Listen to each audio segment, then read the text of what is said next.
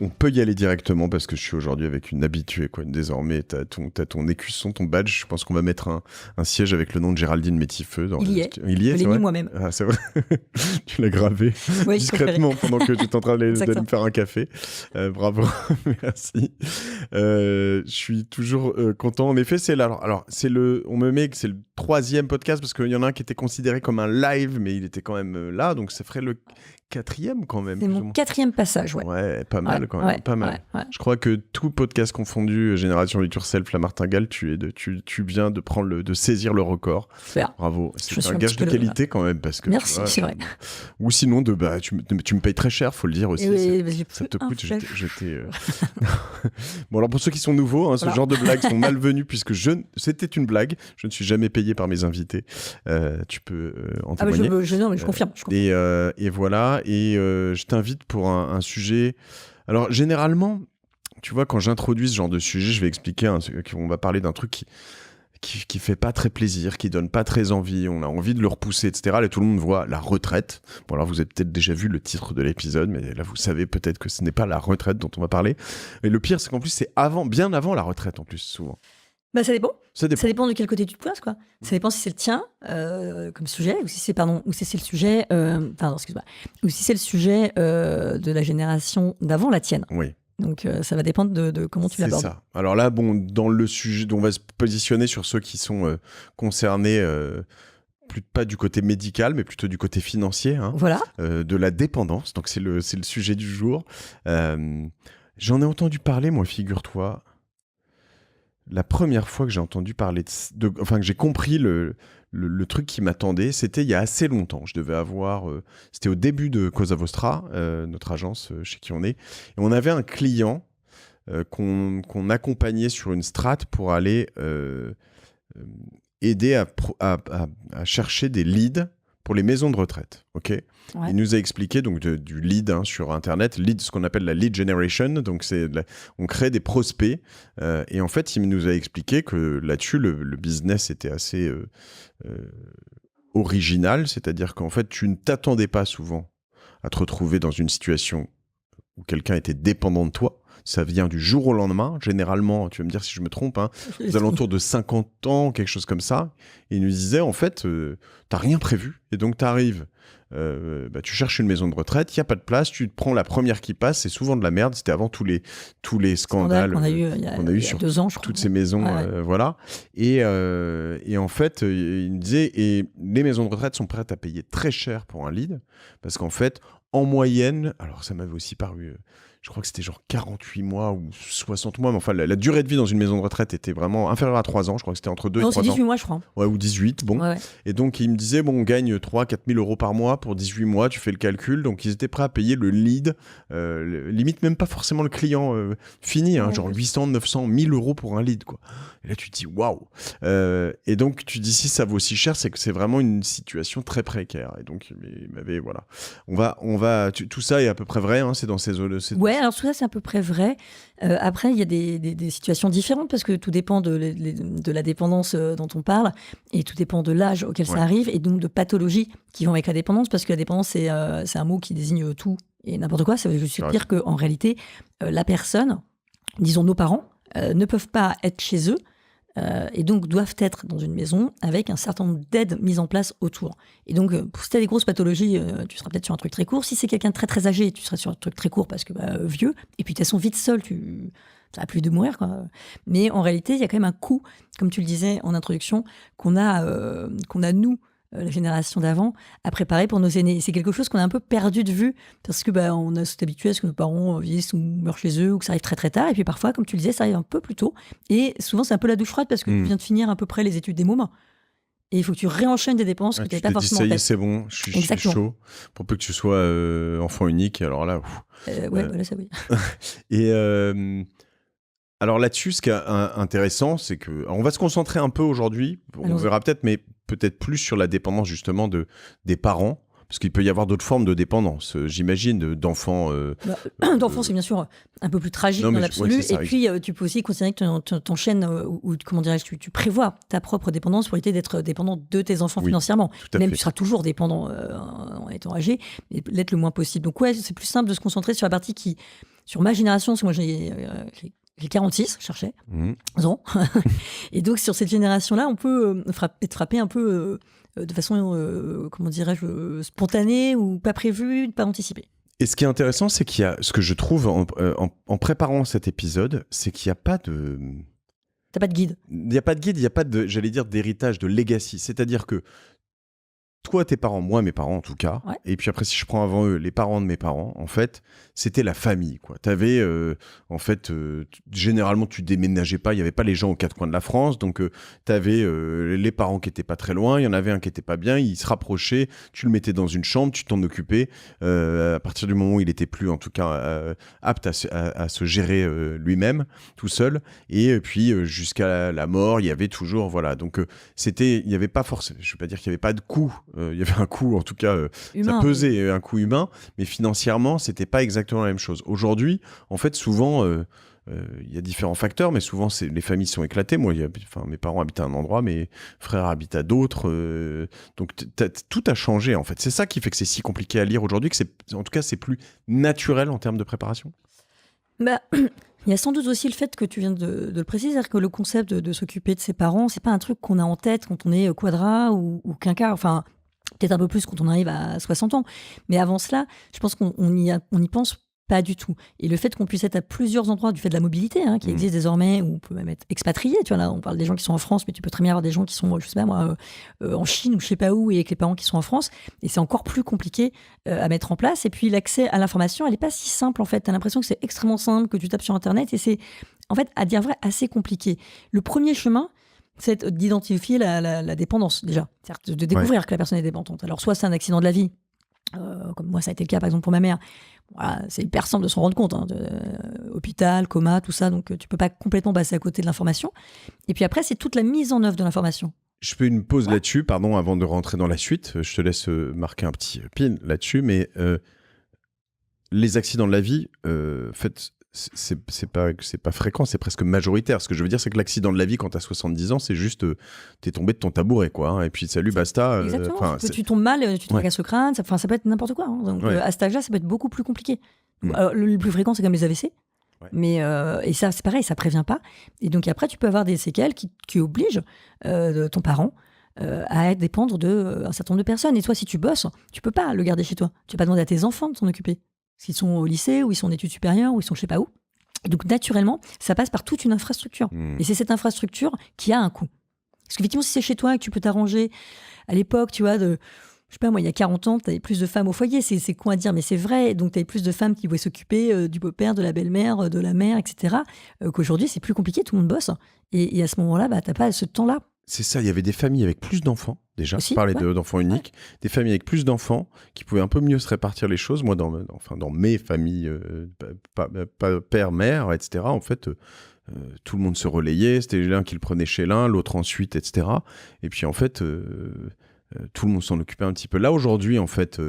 on arrive dans un endroit où peut-être la société s'est un peu individualisée aussi. On va peut-être pas entrer dans des débats philosophiques là-dessus. Mais donc, le fait de ramener ton beau-père ou ta belle-mère chez toi, c'est un peu moins le trip, quoi.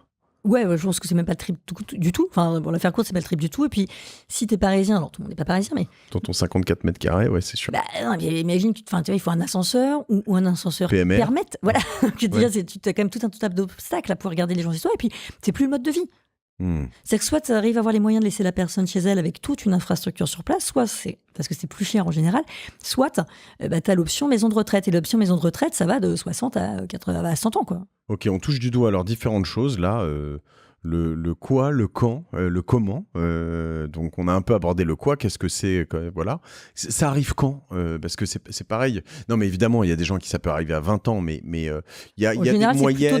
Non, en général, c'est quand même plutôt des octogénaires. Ok. On est plutôt sur l'octo que sur les septuagénaires. C'est plutôt à partir de 80 ans que tu as vraiment des problèmes éventuellement de démence, de problèmes de mobilité, voilà, des choses où les gens ne peuvent pas rester debout assez longtemps pour se faire à manger tout seul. Enfin, ce genre de choses qui peut entraîner une dépendance et donc un besoin de placer le parent.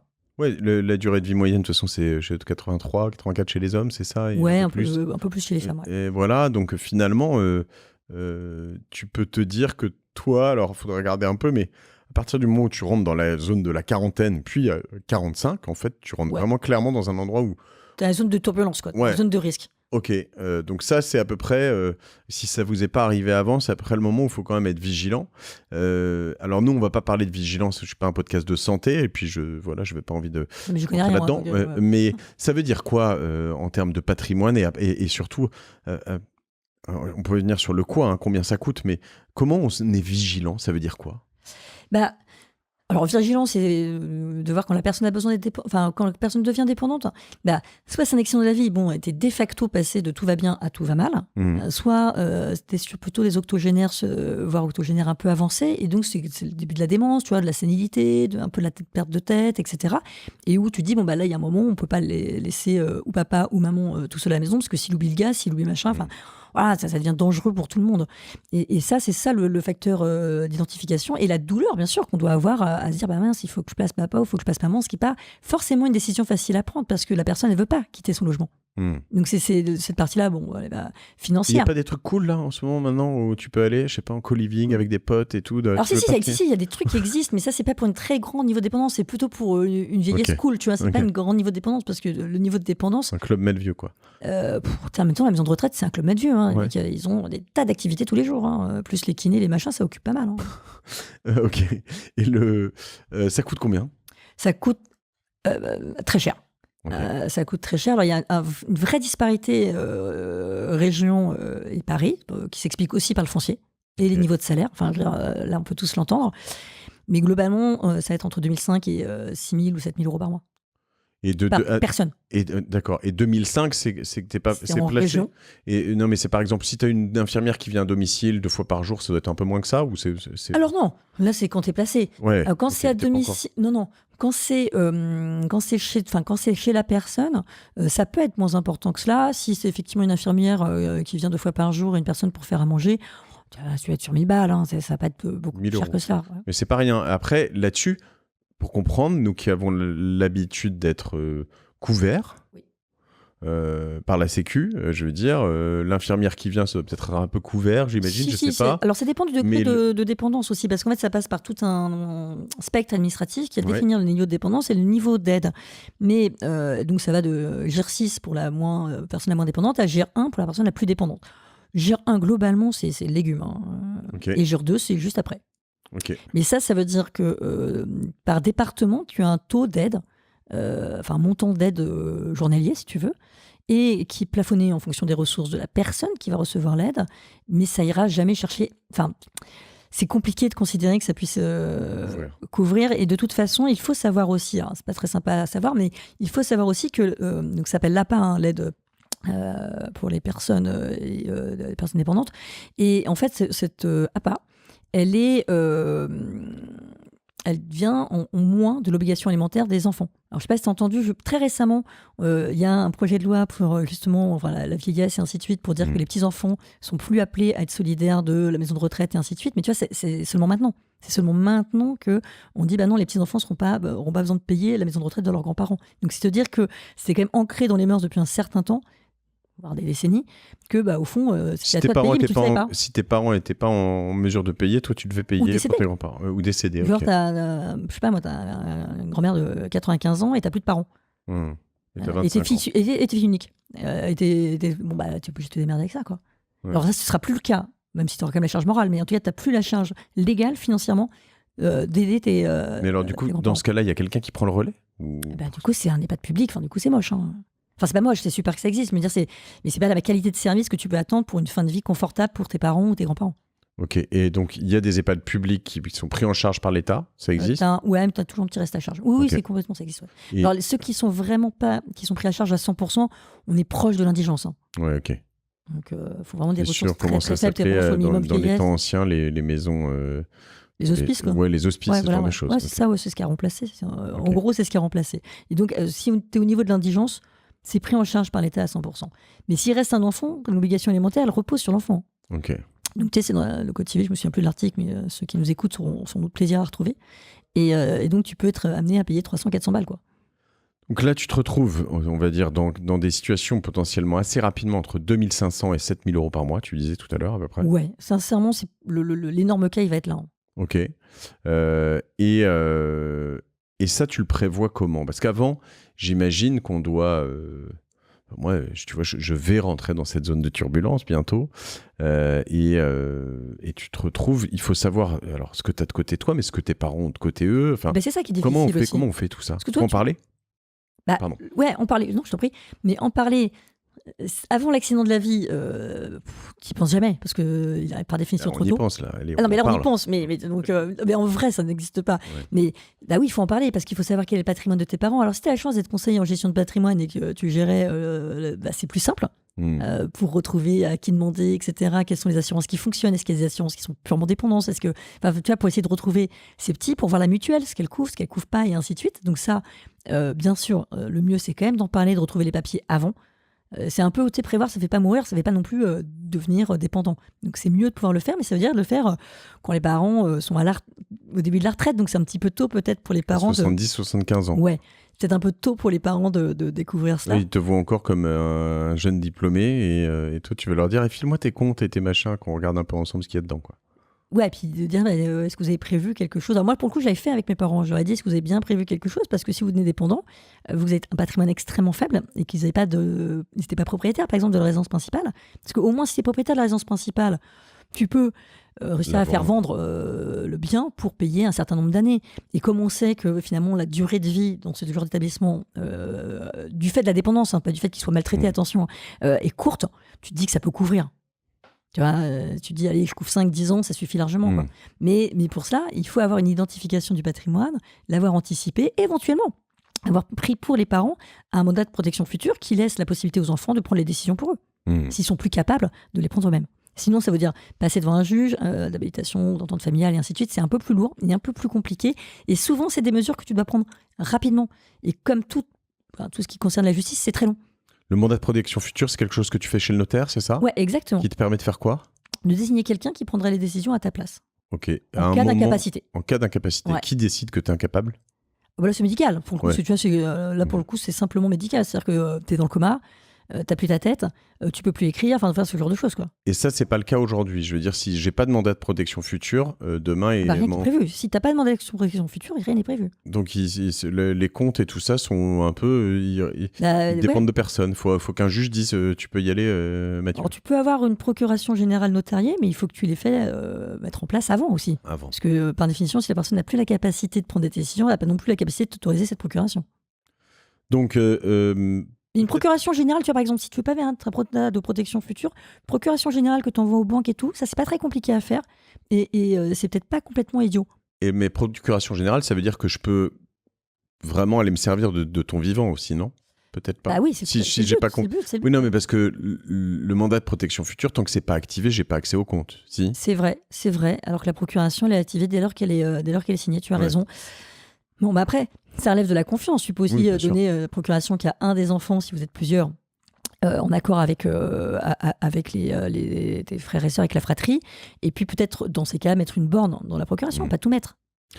Donc tu peux, on va dire que pour commencer, l'idée c'est de voir un peu ce que tes parents acceptaient ensemble d'en parler et dire qu'est-ce que tu as dans tes comptes et comment tu peux te protéger, qu'est-ce que tu peux mettre en place qu'est-ce qu'ils peuvent mettre en place les parents pour justement se protéger. C'est de l'argent de côté. Si tu le mieux c'est d'avoir un peu de liquidité. Tu vois, si tu peux avoir au moins 6 mois, 1 an de frais de dépendance entre guillemets de côté, c'est quand même pas complètement inutile. Et au fond, ça ressemble, dans la matière de conseiller en gestion de patrimoine, ça ressemble à quoi? Ça ressemble au matelas de sécurité. Ton épargne de précaution. Exactement, ça ressemble à ton épargne de précaution, sauf que au lieu de servir pour un coup de cœur, genre un grand voyage ou pour changer de bagnole, tu t'en sers pour ça. Donc on va dire s'assurer avec tes parents, etc., qu'ils aient sur un PEA, un livret, je sais pas quoi. PEA peut-être pas, parce que le PEA c'est pas très. Non, liquide, oui, je connais pas assez. Non, mais voilà, un truc liquide qu'ils aient entre 25 et 50 000 euros de côté. Ouais, ce serait vraiment pas mal, parce que ça permet de mettre en place les choses immédiatement. Ouais, exactement, et que tu y aies accès. Ouais. Ok. C'est plus simple. Très bien. Potentiellement un mandat de protection future, si tu peux. Alors ça, c'est comme c'est plus lourd, et si déjà la discussion est difficile à engager avec les parents, bon, c'était peut-être un peu plus compliqué à faire, mais...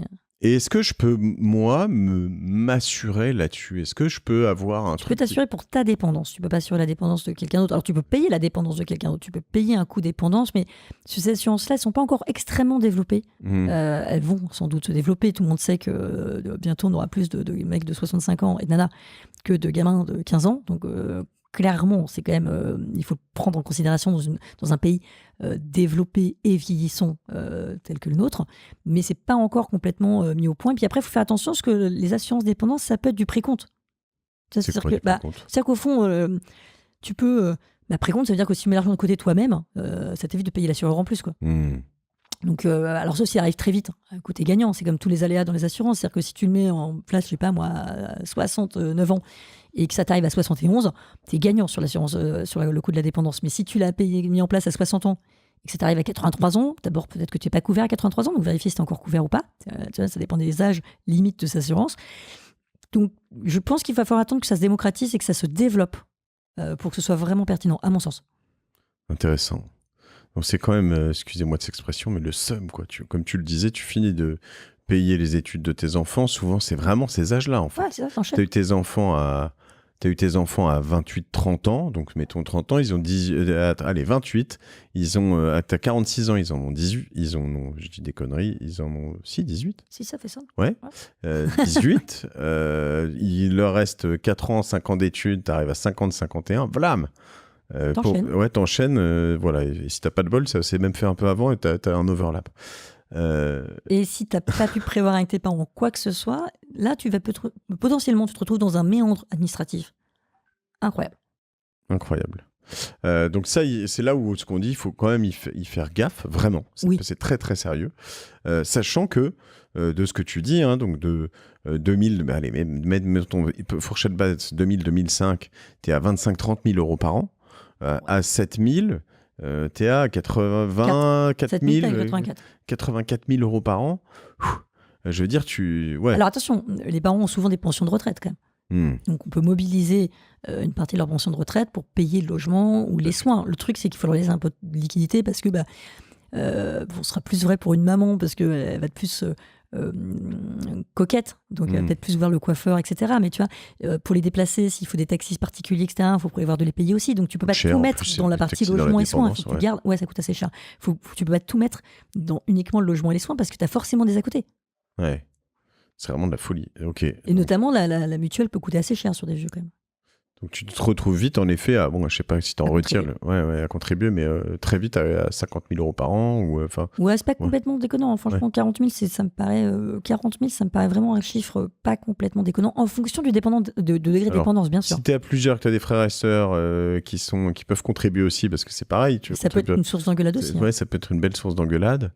Donc le mieux, c'est quand même d'en parler le plus tôt, et c'est le truc le plus difficile à faire. C'est vrai que, là, en plus, on est à quelques encablures de Noël, donc c'est pas forcément la discussion préférée à Noël en disant joyeux Noël, je t'ai pris une assurance dépendance, mais j'ai essayé moi un jour en Corse chez mes parents parce qu'en fait là où tu te retrouves tous ensemble c'est toujours en vacances ou le week-end où tu es content de te retrouver. Et si on parlait à propos au fait, by the way, est-ce que quand vous êtes vieux, donc il faut le dire, et puis il y a un risque, qu'est-ce que vous avez prévu quoi? Alors là, tu perds tout le monde, quoi. Après, ça dépend, mais le vrai risque, à mon avis, sur la fratrie, c'est que là, tu passes pour la mauvaise personne, pour peu que tu sois la personne qui a réussi financièrement dans la famille. Autant dire que tu passes pour le monstre, parce qu'au fond, c'est quand même toi qui pourras assumer. Donc, c'est vrai que c'est toujours un peu délicat, mais je pense qu'il faut quand même essayer de l'amener petit à petit. Éventuellement, une discussion en one-to-one, et puis le moment de la réunion de famille en disant, tiens, à ce propos, où sont les papiers, est-ce qu'on peut en parler un peu, parce que, voilà, vous avez un certain âge, et on vous le souhaite pas. Et en parler, ça va pas vous faire devenir dépendant quoi que ce soit, mais si ça arrive, ça met tout le monde dans la panade. Donc parlons-en tout petit peu, parce que si les parents sont OK, ou s'il n'y en a qu'un seul, c'est presque plus simple, mais qui reste pour vendre le bien et le prévoir, tu vois, ça tu peux quand même l'anticiper. Si c'est une dépendance qui se fait, qu'on voit venir, c'est un peu plus facile d'en parler. Donc ça, c'est des choses qu'il faut, je pense qu'il faut quand même les aborder en famille, et surtout avec les chiffres, parce que c'est pas pour faire peur les chiffres, c'est pour prendre conscience de dire OK, parfois on sait même pas quel niveau de retraite ont nos parents. On se fait un monde et on ne sait pas quels sont les niveaux de retraite de nos parents. J'en ai parlé récemment, j'ai une vague idée de ce qui Voilà. vague. Et encore, toi, tu es un peu Ouais. averti. Ouais. Imagine les gens qui t'écoutent, qui sont peut-être pas aussi avertis que toi et qui n'ont aucune idée, qui savent pas si les parents ont 2000 ou 5000 de En fait, retraite. il y a un côté là très psy, c'est-à-dire avant de leur en parler pour des histoires d'argent, c'est aussi leur en parler pour des histoires de confort et de. En fait, oui. est-ce que tu veux finir n'importe où et Tu ou risques, est-ce que- tu risques la réponse du « de toute façon, je ne peux pas partir de chez moi ». Oui, mais bon. Mais en vrai, ça c'est beau comme histoire, mais c'est très joli, c'est naïf et c'est romantique, mais c'est pas la vraie vie. Parce que c'est ça auquel tu te heurtes, ah non, mais moi je veux pas aller en maison de retraite. D'accord, mais mettons que t'aies pas le choix, du coup on fait comment quoi? Et c'est ça cette partie qui est délicate. Et la maison de retraite, tu peux la booker en avance? Non. Salut, je prévois d'être. Non, Non, c'est pas comme les maternités où tu le fais un an à l'avance ou je sais pas quoi, Non. mais ça marche pas comme ça. C'est-à-dire que il faut t'y prendre un peu à l'avance parce que il y a quand même un petit turnover, on va pas se mentir, hein, par rapport aux 18 mois. Il y a une belle liste d'attente peut-être. Ouais, il y a des endroits où il y a quand même des listes d'attente. Si on prend mon cas personnel, si tu veux, nous, on a commencé à se renseigner au mois de juillet pour une entrée en septembre. Ok. Et comme il y a une place qui s'est libérée, on a pu me faire ça relativement rapidement. Je comprends. Mais à mon avis, 2 mois à Paris, entre 2 et 3 mois, je pense que c'est pas mal. Je suis en train de réfléchir sur les cas que je connais. Mais globalement, je pense que si tu as 2-3 mois devant toi, c'est bien. Voilà, de toute façon, on ne va pas mettre tes parents à la rue non plus, mais 2-3 mois, c'est bien, je pense. Je trouve que c'est 2-3 mois pénibles, enfin, où tu... Oui, Ouais. oui. C'est pas... Juste pour information, d'ailleurs, il y a un dépôt de garantie à payer pour la maison de retraite, faut le savoir. Ah ouais. Combien de mois? Comment? Combien de mois ou Un mois. Un mois, ok. Ok, ouais. Et donc, on... Quand tu reçois la première facture, tu dis « Ah, je n'avais pas prévu ça. » non, le petit 7000 € de plus. Ouais. Et donc, on prévoit ça. Sur un an, on a dit entre 25-30 000 et 85 000. Tout dépend du niveau de retraite des parents. Plus ou moins. Alors, on a fait un bon milieu de 40 000 à peu près. Ça me paraît bien. Voilà. 40 000 de côté, c'est bien. Et là-dessus, sur combien d'années? C'est pareil, ce sont des statistiques, mais... Alors, le problème, c'est que ça, c'est un peu plus compliqué à gérer. Je pense qu'on peut se fier à l'âge des parents ou aux pathologies. Mais après, tu as des évolutions qui sont assez lentes. Nous, typiquement, sur la mère, on est entre 1 et 10 ans. Okay. Ouais, donc le petit 10 ans, le petit 400 000 €. Ouais, t'es sur un demi-million. Ouais. C'est pas on avait neutre, fait le calcul ici sur un enfant qui coûterait entre 300 et 500 000 €. Bon, voilà, un parent, 400 000, on est... Voilà, donc idéalement... T'es plus millionnaire. Grâce à tes enfants et tes parents, tu n'es plus millionnaire. Donc, idéalement, tu fais payer tes enfants leurs études parce qu'ils se démerdent et puis qu'ils payent aussi d'ailleurs leur retraite et idéalement la tienne, hein, tant qu'à faire, tu leur fais payer. Tout. Non, alors, c'est aussi un peu ça, c'est que peut-être que, alors ça dépend des gens qui nous écoutent et des situations financières, mais tu as envie de dire je vais payer celle de mes parents parce que c'est normal, mais tu as aussi envie de te dire je vais pas faire payer mes enfants la mienne. Ouais. C'est le cœur sur la main. Je pense que quand tu l'as fait toi pour tes parents, je pense que tu es un peu vacciné à l'idée que tu te dis bon, c'est pas grave, on verra ça plus tard, mes enfants dépendront, parce que une fois que tu l'as vécu, je suis pas sûre que tu as envie de le faire vivre aux autres, en vrai.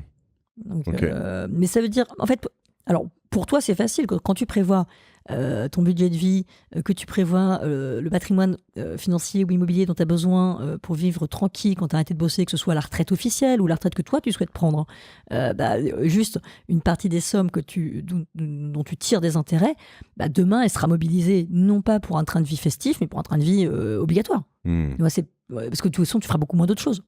Mais ce sera pas. C'est là aussi peut-être où il faut faire attention à certaines donations. Peut-être qu'il ne faut pas aller trop loin dans les donations trop tôt, si c'est pour qu'après les enfants te les refilent de toute façon pour payer ta dépendance, quoi. Ouais, alors si tu peux les faire sur des histoires d'usufruit ou d'une propriété ou des choses comme ça, mais ouais, je comprends ce que tu dis. Ouais, mais l'usufruit, tu prends que les fruits. Ouais, tu prends donc, pas les tu vois, ça dépend, si tu as vraiment besoin du capital. Non, les loyers, tu peux, mais si tu as besoin de bouffer plus que... Si je reprends mon exemple, tu as une maison, d'accord? Tes parents ont une maison, ils la mettent en vente.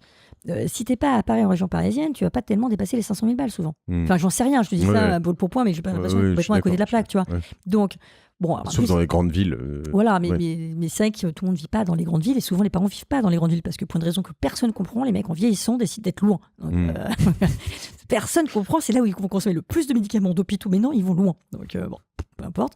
Mais mettons 500 000 balles, parce que ça simplifie le débat, c'est-à-dire qu'en fait, tu as 10 ans. Ouais. Quand tu le vends, tu as 10 ans. Donc, et puis, il ne faut pas le vendre début 2023 ou fin 2023, parce que le marché immobilier, tu le connais mieux que moi. Un peu dégueu. Ouais. C'est pas le meilleur moment. Tu vois. Mieux que ça arrive en 2021. Quoi. Mais tu choisis pas. Mais je pense que les parents, ils pourraient déjà, effectivement, se dire que la poche de leur résidence principale, par exemple, c'est une poche qui peut venir pour la dépendance. Et nous, très souvent, chez Alter Egal, on ne conseille pas de donner, y compris la nue propriété, de la résidence principale pour plein de raisons, mais celle-ci aussi. Je comprends. Parce que donner et reprendre, c'est pas possible. C'est donner et retenir ne vaut. Donner et retenir ne vaut. Explique-moi. Tu peux pas donner et garder la chose. Ok, oui. Après, ça veut dire que si tu donnes, ce sera à tes enfants de payer ta... mais tu as payé les droits, tu refais dans l'autre sens. Ouais. Enfin, c'est un peu couillon, quoi. C'est-à-dire que je pense je pense que quand tu commences à organiser ton patrimoine comme ça, il faut vraiment le penser par poche. C'était d'ailleurs une question que je me posais. Est-ce que fiscalement, si je paye des tas de choses pour mes parents dépendants, j'ai droit à 0 avantage fiscal? Enfin, non, c'est pas complètement vrai. Mais le problème, c'est que ton parent dépendant, il peut défiscaliser, mais c'est pas du crédit d'impôt, c'est de l'impôt en moins sur ses frais de dépendance jusqu'à un quart des frais plafonnés, je crois, 25 000 ou un truc comme ça d'impôt. Donc, tes parents très rapidement dépendants, ils deviennent non imposables. Okay. Si tu commences, toi, à ajouter des sous sur leur compte pour donner, etc., et que tu les déclares tels quels pour pouvoir bénéficier, toi, d'un avantage, tu vas augmenter la base imposable de tes parents, tu vas réduire les aides auxquelles ils ont droit, puisque c'est en fonction de leurs revenus. Il faut faire un calcul pour voir, parce que si tu gagnes, toi, 41% d'un côté, mais qu'eux vont payer 30% de l'autre, il faut faire un calcul. Mais je ne suis pas sûre que ce soit pertinent, je ne crois pas. Mais par exemple, je pense que la dame de compagnie que tu pourrais payer à ton père ou à ta mère en maison de retraite pour qu'ils aient plus de visites, ça, en revanche, tu peux le passer effectivement en défisque dans les plafonds. Ou si tu n'es pas déjà dans tous les plafonds, parce que si tu as une femme de ménage, je ne sais pas quoi, ça va vite, quoi. Écoute, ça me semble assez clair. J'ai regardé un peu des choses des questions qu'on a pu se poser. Dans tout ça, on rentre. On a fait quelque chose assez grosse maille. Donc, on peut parler personnel de santé, soins, kiné, résidence ou EHPAD, déplacement. Tu l'as dit tout à l'heure. Il y a des choses indirectes, entretien de maison ou femme de ménage ou de jardin ou des choses comme ça. Alors, il y a gestion des biens. Alors, si la personne reste dans sa maison et qu'elle est dépendante, elle peut faire à peu près rien. Donc, passer courses, bâton de la pelouse, et ainsi de suite. Bien sûr, pas le ménage. Donc, ça, ce sont des frais en plus. Donc, en fait, je pense que... Ça arrive vite au même prix. Ouais, j'avais fait le calcul. C'était vraiment sur un truc relativement équivalent. C'est pas quelqu'un qui a... Enfin, si c'est une personne qui n'a pas besoin comment dirais-je, d'aide 24 heures sur 24, mais mettons 6 heures sur 24, tu peux arriver à des prix assez équivalents quand même. Ok. Donc, après, c'est une question de confort. C'est sûr que c'est beaucoup plus confortable pour les parents de rester dans leur maison. Mais alors, on se pose doublement la question du financement. Parce que si la personne reste, je ne peux pas mobiliser l'argent pour financer les frais. Par définition, je ne peux pas la vendre et vivre dedans. Il faudrait finalement prévoir... Pas le piège, remarque ça, mais bon... Faudrait finalement, parce que tout à l'heure je posais la question de l'anticipation, est-ce qu'il existe des produits financiers que tu peux faire pour tes parents? Ouais. Alors l'assurance dépendance, il faut juste bien vérifier l'âge de fin de droit sur la dépendance. Si l'assurance dépendance s'arrête à 60 ans, en fait. Non, mais si elle s'arrête à 80 et que ça arrive à 81 ou à 85 et que ça arrive à 86... Ouais. J'ai mis c'est calculé de toute façon pour pas que tu gagnes normalement. Ouais, c'est ce qu'on disait. Ils appellent ça l'aléa, mais enfin au bout du bout, ça fonctionne pour qu'ils gagnent plus d'argent que toi, c'est le concept. Ouais, mais tu pourrais dire finalement, si tu commences à payer assez tôt cette assurance dépendance, peu importe en fait. Parce qu'il y en a qui pourraient ne pas être une assurance, sinon ce serait un...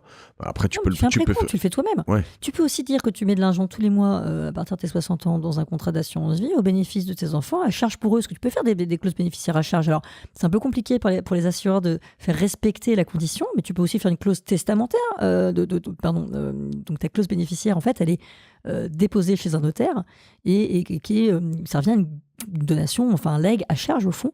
Et ça, c'est complètement possible. Parce que sinon, dans cette approche d'investissement par objectif qui m'est chère, je pourrais aussi me dire, regarde, j'ai 40 ans, j'ai 45 ans, je commence par 100 euros ou 200 euros par mois de côté sur un ETF indice MSCI World 1000, pardon pour ceux qui n'ont pas écouté les épisodes où on en parle, mais les 1000 plus grosses sociétés qui existent. Et puis, finalement, cet argent servira plus tard à faire mais regarde dans ta poche.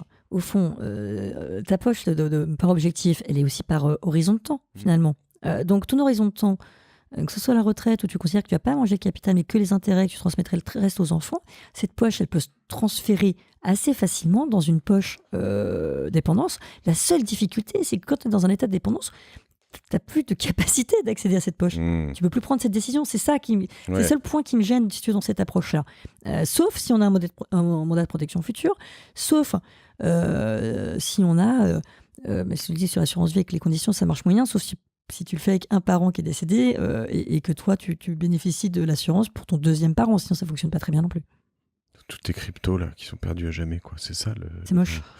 Les grands-parents ont rarement des cryptos. Dans notre génération. Hein. Ouais. C'est en train de venir. Ah si, avec Christine Lagarde et l'euro numérique, je pense qu'à 3000 balles chacun, on va être à fond là. J'ai pas entendu parler de ça encore, mais l'euro numérique, je suis pas sûr. L'euro numérique, il y a une petite battle avec les banques qui veulent pas qu'il y ait trop de dépôts en euro numérique, parce qu'ils ont peur de perdre pas mal de dépôts. Mais je l'ai mis sur mon compte LinkedIn, si tu veux voir. J'irai voir. Alors quand on parle, là on a pas mal parlé on cerne à peu près ce qu'on peut faire pour tes parents. Si je veux préparer ça pour moi, en fait, comme tu l'as dit tout à l'heure, une fois qu'on aura vu, qu'on aura fait vivre ça, moi je pense que je suis assez bien loti parce que je crois que mon père mais mon père particulièrement est très très safe, donc finalement je pense qu'il est c'est l'accès aux double les liquidités. ceintures. Ouais, t'as Le raison. seul donc problème, ça, il faudra faire un mandat de protection future. C'est ça, voilà. C'est ce que je me note. Le seul problème, c'est l'accès aux liquidités, parce que tu peux avoir prévu l'argent, mais pas le fait que tes enfants puissent en disposer. C'est le seul point. Et là, en fait, je me dis finalement, quoi. au pire, il partira, mais ma mère a accès aux liquidités. Mais si jamais il leur arrive un truc à eux deux, c'est la merde. Ce qui a été ton cas. Ouais. Ah ouais. Okay. Et là, du coup, c'est ce que je disais dans les méandres administratifs. Là, c'est très compliqué quand on a un qui est parti et l'autre qui est sur le carreau. Et dans la même journée, ça devient tant d'axes. Ils ont eu un accident. Non, mon père a fait une crise cardiaque, il est mort dans la nuit. Ma mère a fait une hémorragie cérébrale 14 heures après. Sous le choc, tu vois. Et donc, par définition, on n'avait bien sûr rien prévu. Et pourtant, je fais CGP. Hein, donc, ok. Donc là-dessus, on fait ce qu'on appelle le mandat de protection future. Ouais, exactement. C'est ce qui me paraît le plus efficace. Avec un notaire bien tant smart. Qu'à faire, ouais, voilà. Après, des notaires smart, maintenant, vu qu'ils font plus beaucoup d'IMO, je pense qu'ils sont hyper dispo pour ça. Hein. Ouais. En ce moment. T'as raison. Du temps, les mecs, il faut les appeler. Hein. T'as raison. Et tu peux le faire pour toi, d'ailleurs, aussi, potentiellement. Ouais, tu peux le faire pour toi. Tu peux, dans un premier temps, tu peux très bien désigner ton conjoint, parce que tu es jeune. N'est pas oublier, arriver à la soixantaine, sans vexer le conjoint, de passer l'enfant. Et dans ce mandat, tu peux mettre des choses qui ne sont données à l'autre que, par exemple, des accès à des choses, des codes ou des choses comme ça, non. Le code peut changer, mais c'est plutôt des accès. Ah oui, après, tu peux, c'est un coffre-fort numérique et tu peux donner les accès au coffre-fort numérique, mais c'est plus d'avoir les codes, quoi. Donc, parce que l'utilisation, si elle est anonyme, au fond, c'est la personne qui a les codes qui s'en sert, quoi. C'est vrai. Ok. Quand c'est toi, on prévoit quoi alors? C'est pareil, tu te dis je vais aller mettre 1,5 million de côté, en gros, pour l'instant, c'est à peu près ça? Moi, j'ai fait une assurance décès. Ok. Et j'ai désigné bénéficiaire, en l'espèce mon frère, pour qu'il ait des sous. Ça coûte combien une assurance décès? Pardon, une assurance vie, excuse-moi. Parce que l'assurance décès, c'est pour mon décès, pour que mon frère puisse payer mes droits de succession. J'ai fait une assurance vie et ça lui servira pour payer ma dépendance. Il faut savoir que les assurances vie, c'est un peu long de récupérer les sous, hein, c'est entre 3 et 5 mois post-décès, juste l'avoir en tête, et les assurances post-décès, oui, ça, et les assurances décès, c'est un peu le même concept. Donc ça, c'est le premier point. L'autre truc simple à faire, dans l'assurance vie, c'est toujours en cas de décès aussi, tu as raison, mais dans ces cas-là, tu peux faire un leg d'un contrat de capitalisation ou une donation du contrat de capitalisation. C'est-à-dire que si tu es dans un état de dépendance important, tu prévois dans ton testament, tu prévois par notaire. Donc, c'est pas un testament Je ne sais pas ce que c'est exactement un contrat de capitalisation. C'est pareil qu'un contrat d'assurance vie, mais ça ne se dénoue pas par le décès. Et en fait, tu donnes à celui que tu désignes la possibilité de tirer ses fruits, cet argent-là, à charge pour lui. Donc, c'est une donation avec charge, en fait. Ça ne passera, à mon avis, que par une donation avec charge. C'est vraiment plus simple. Tu fais une donation avec charge de payer tes soins. Ok, parce que dans l'assurance vie, comme tu disais, il faut décéder. Il faut décéder, donc ça paye pas ta dépense. Ni descendant. Donc c'est vraiment que le contrat de capitalisation qui pourra fonctionner. Ok.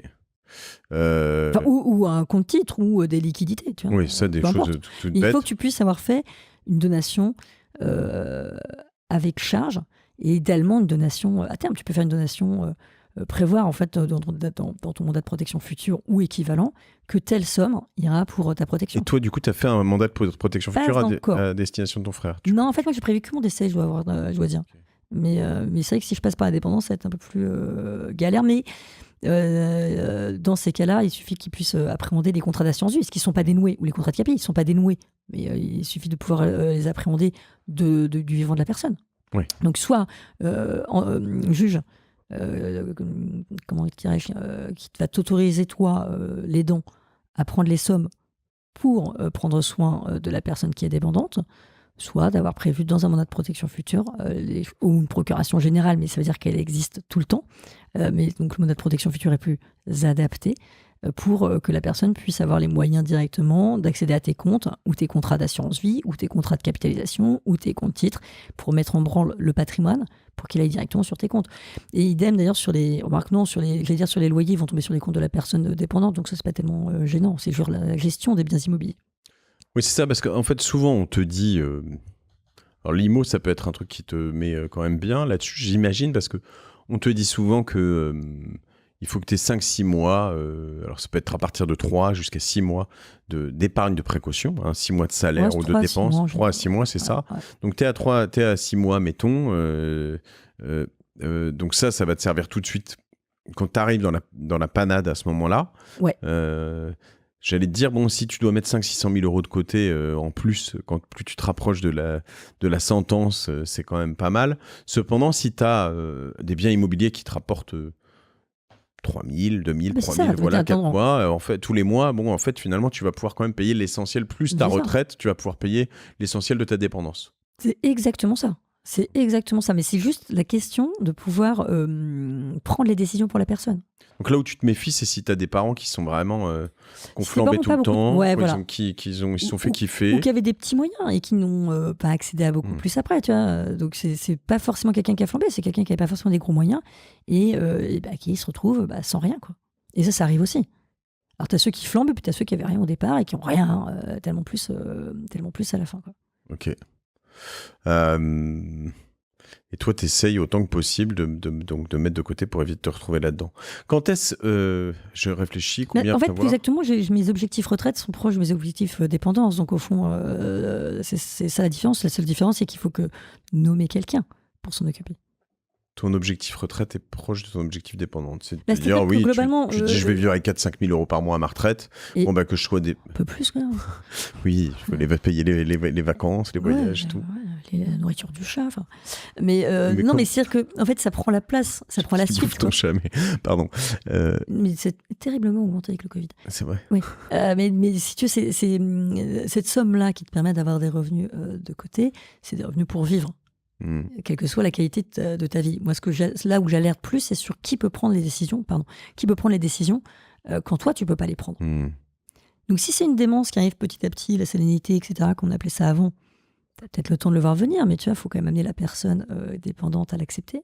Si c'est un accident de la vie, tu n'as pas le temps de le voir venir. Voilà. Et donc, le point d'alerte, il est là. Alors, à 45 ans, 46 ans, peut-être un peu jeune, pour prévoir tout cela. Mais je pense que dans l'absolu, dans les 10 ans qui suivent, c'est pas con.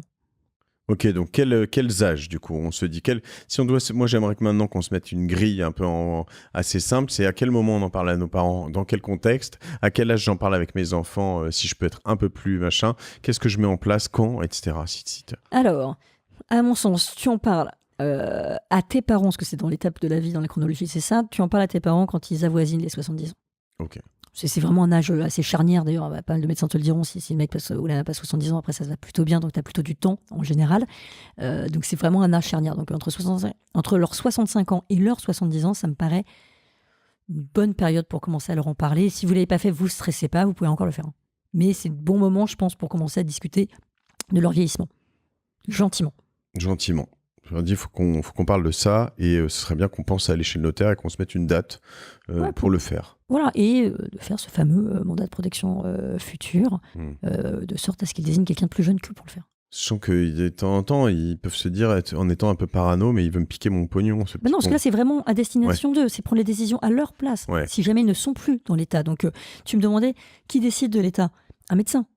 Donc tu vois, tu vas pas manipuler tout le corps médical, plus les offices notariales. Tu vas pouvoir mettre un déclencheur sur 2 ou 3 médecins peut-être, un truc comme ça, non, si t'es parano, quoi, tu vois. Non, mais c'est ce que je veux dire, c'est que il faut décompresser, c'est-à-dire que par rapport à la transmission ou à la donation qui peut être stressant, genre il veut mon pognon, là c'est juste d'utiliser leur argent à eux pour eux et pour faire en sorte que ce soit pas souvent ça la gêne, c'est de dire quand tu arrives voir tes parents, ils vont se dire putain, il est en train de m'entourlouper, tu vois.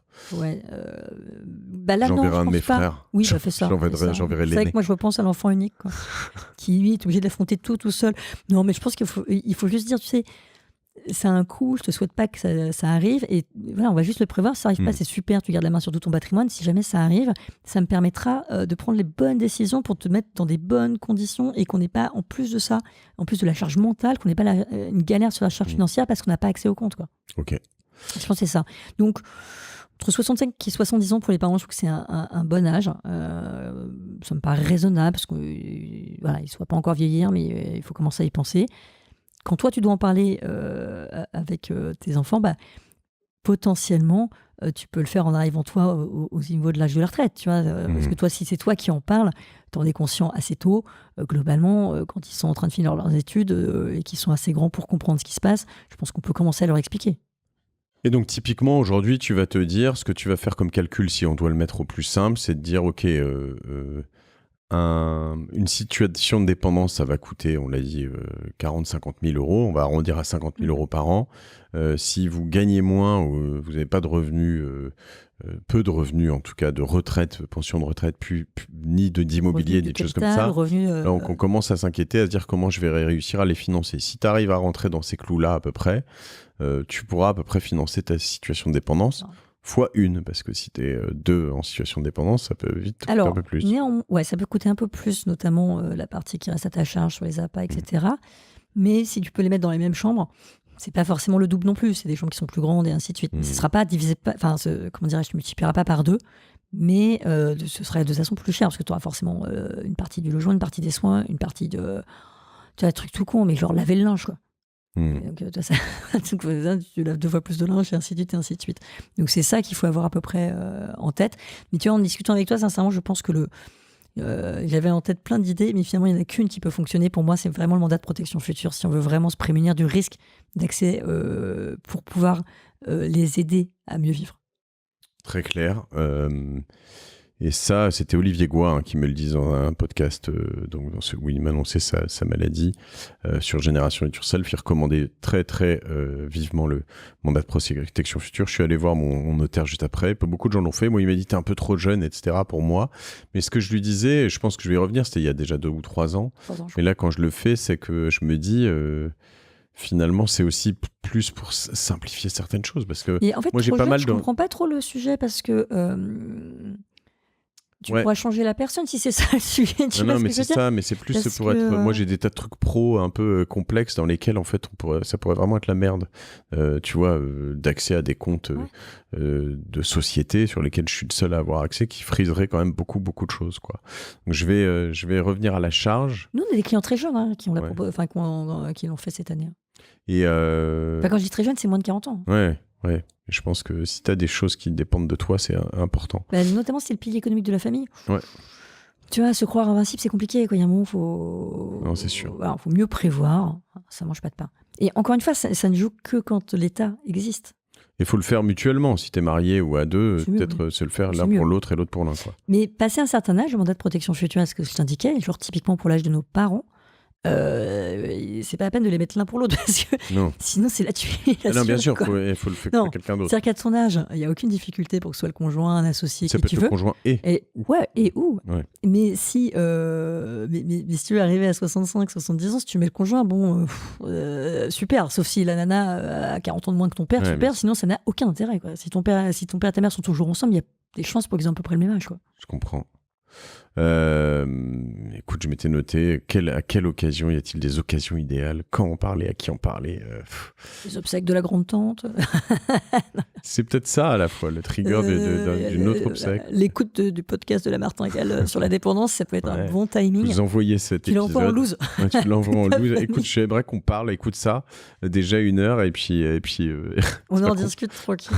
Et voilà, quoi. Ok, c'est clair. C'est vrai que à chaque fois, tu te dis, bon, ok, je vais le faire. Tu vois, tu sors de ce truc-là, et puis après, tu te dis, bon... mais là, c'est hyper simple. On fait un bowling plutôt, je sais pas.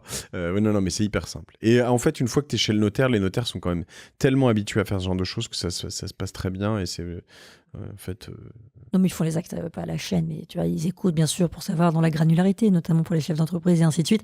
Ils vont sans doute avoir plus, tu vois, de rentrer plus dans le détail que si c'est un couple de salariés sans aucun. Enfin, tu vois, ça me paraît assez légitime, mais ça me paraît quand même être le mieux et le plus simple. Et j'ai plus en tête le montant, mais c'est pas spécifiquement onéreux, comme souvent les actes notariés en soi, ils sont pas spécifiquement onéreux. Et puis voilà. Après, on peut aussi dire que les parents peuvent mettre une assurance vie au nom des enfants, une assurance vie au nom du conjoint. Comme ça, s'il y en a un qui décède et que l'autre résiste, on a quand même cette partie-là qui peut nous aider à payer pour l'autre parent qui reste. Parce que tout le monde ne part pas forcément en même temps non plus. Hein. C'est pas forcément dans la double peine à chaque fois. Donc finalement, ce qu'on dit dans les grandes lignes, si vous écoutez les épisodes sur la retraite, c'est que la retraite, faut s'y mettre plutôt qu'on y pense, c'est plutôt vers 30, 35 ans max, en tout cas, à mettre de côté, à penser à sa stratégie sur comment, quand, etc. Et là, on dit le décès ou la dépendance plutôt, on y pense vraiment à partir de 40, 45, quoi. Hein. Donc c'est ça un peu. Avant, on peut, mais... oui, alors en fait, c'est pas ça, c'est qu'on va pas on n'aura pas envie d'y penser. Ouais. On va commencer à y penser quand on est concerné par ses parents. Souvent, c'est ça, et c'est ça un peu le déclencheur. Et on l'est d'autant plus s'ils n'ont pas d'argent. Hein. C'est ce qu'il faut bien comprendre. S'ils n'ont pas d'argent, mettons-nous en tête, pas on va être obligé de ouais. Alors, ils sont pas propriétaires, je veux dire, c'est ça le point d'orgue. C'est si tu sais que tes parents, et ça on le sait généralement, ne sont pas propriétaires de leur résidence principale ou secondaire, là, tu peux commencer à te dire qu'il n'y aura pas forcément les revenus pour assumer tout seul les frais de dépendance. Et puis, il ne faut pas oublier que s'il ne te reste plus qu'un parent au moment de la dépendance, la retraite qu'il touche aujourd'hui, c'est pas la retraite dont bénéficiera le conjoint survivant, parce qu'il n'aura qu'une petite, la pension de réversion, c'est pas 100% de la pension de retraite touchée par l'un. C'est combien généralement ? Alors, s'il y a très très peu de revenus de l'autre côté, du côté de l'autre conjoint, en gros, c'est à peu près 52% de... 52 ? Ouais, et un peu plus sur la partie AGIC-ARCO, donc tu as la retraite de base et la retraite AGIC-ARCO. La retraite de base, très rapidement, le conjoint survivant, s'il a un peu travaillé dans sa vie et un peu gagné sa vie, il n'y aura pas le droit. Tu vas passer directement complémentaire. Okay. Donc déjà tu reprends tu vois, la déclaration pré-remplie de tes parents d'impôt, c'est marqué, tu enlèves la partie retraite de base et tu te concentres sur la partie complémentaire. Okay. Et là tu en as la moitié à peu près. Et c'est des plafonds de ressources. Mais ça va très très vite, c'est-à-dire que, pour donner l'exemple, là, on est, je sais pas, je crois que ma mère doit toucher peut-être 8 800 € net de retraite par mois. Mal. C'est pas mal. Et elle doit avoir 600 balles de retraite de mon père, quoi. Ok, oui. Donc voilà, donc c'est pas mal, mais on n'y est pas. Et le conseiller en gestion de patrimoine, c'est une idée aussi d'aller le voir avec ses parents ou avec sa famille ou... Avec ses parents, c'est pas mal. Alors, souvent, ça nous arrive régulièrement quand même d'avoir la famille complète. Hein. Il n'y a pas que les familles office qui font la famille, les conseillers en gestion de patrimoine aussi. Ça peut être l'occasion de remettre un peu les choses au clair. Et en plus, ça les changera, parce qu'en général, quand ils vont voir le conseiller en gestion de patrimoine, c'est pour filer du pognon aux plus jeunes. Donc là, ce serait pour dire, non mais pas de problème, gardez votre pognon, mais regardez où on peut le mettre pour que vos enfants puissent avoir un accès facile à cet argent, dans le cas douloureux mais probable que l'un de vous ou les deux deviennent dépendants. C'est pas plus compliqué que ça, c'est pas les démunir, c'est organiser pour que. Intéressant, merci pour ces réflexions. Je ne savais pas que tu avais eu ce cas des 24 heures. Waouh, quel 14 heures, excuse-moi. 14 heures, oui, 14 heures. Donc en effet, tu es bien placé pour voir que c'est possible. Tu vois, je t'ai pas invité pour ça parce que je ne le savais pas. Mais je savais que ta mère était en situation de dépendance, mais je ne savais pas que c'était arrivé aussi vite. Comme quoi, ça n'arrive pas qu'aux autres. Merci pour ces partages. C'est... bon, j'ai des grandes masses du coup en tête, tu vois, je me dis si tu fais 50 000 € par an, 500 000 € sur la période de dépendance, déjà quand tu as ça en tête, tu vois à peu près ce qui va t'arriver. Ouais, exactement, et pense-y avant de donner à tes enfants, c'est-à-dire que quand tu vas vous tenter de vouloir leur donner un peu d'argent pour qu'ils aient plus d'envol, pense bien à garder une poche quand même un peu plus importante. Parce que c'est pas ces petits cons qui iront payer les trucs. Non, c'est surtout que tu n'auras pas envie qu'ils le fassent, quoi. Tu vois, mais pense bien à ça, quoi. Parce que c'est peut-être ça le point d'orgue. Et voilà, donc on a les grosses masses. Allez voir son notaire, finalement, tout de suite, vite, allez-y. Ça mange pas. Allez voir le conseiller en gestion de allez voir le conseiller en gestion de patrimoine pour identifier les grandes masses, voilà, et les faire valider avec le notaire. Comme ça, on a les deux combinaisons de chiffres et du droit, et ça me paraît pas mal. Très clair. Géraldine, on te suit sur LinkedIn toujours, hein. Géraldine Métifeux, M-E accent aigu T-I-F-E-U-X. Donc on peut suivre aussi Alter Égal, on peut te contacter chez Alter Égal. Aussi. Donc ton mail, je peux le donner ou non?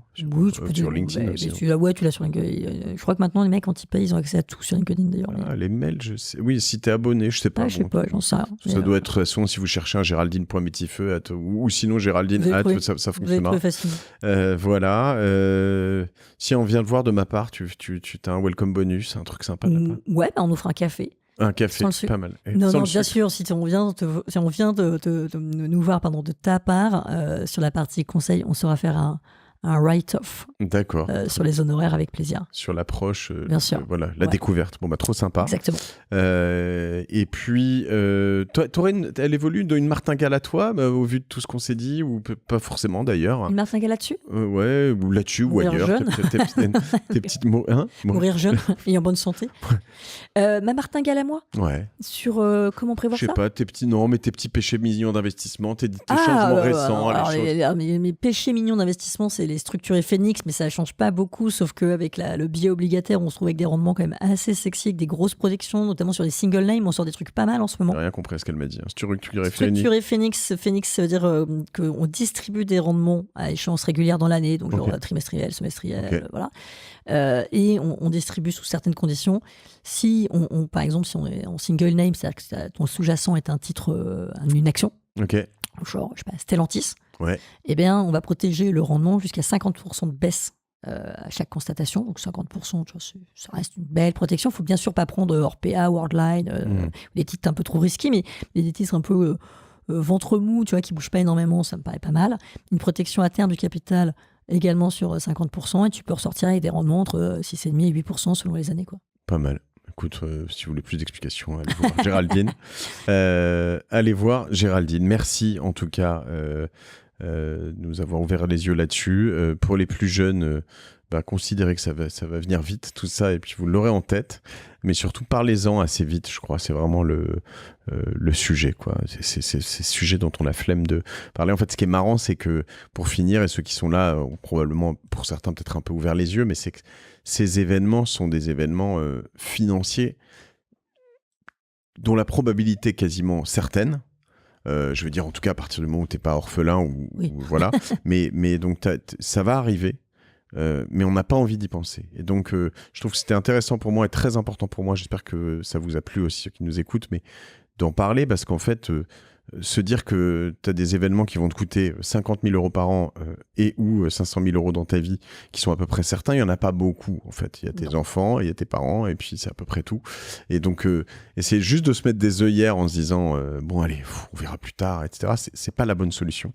Quand on veut bien travailler son patrimoine et sa stratégie financière, puis sa fin de vie et celle de ses parents, faut juste être courageux, faire face et se dire, ok, on va parler de tout ça, quoi.